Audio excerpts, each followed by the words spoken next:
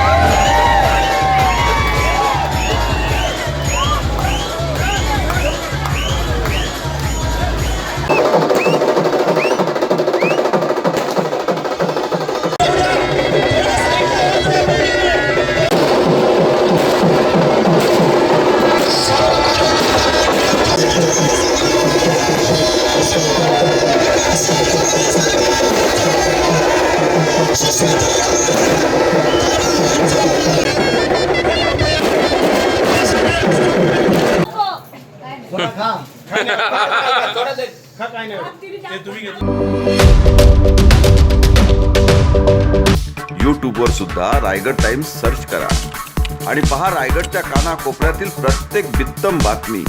आणि हो, लगेच सबस्क्राइब बटनवर क्लिक करायला विसरू नका। रायगड टाइम्स, आपलं चॅनल, आपला आवाज।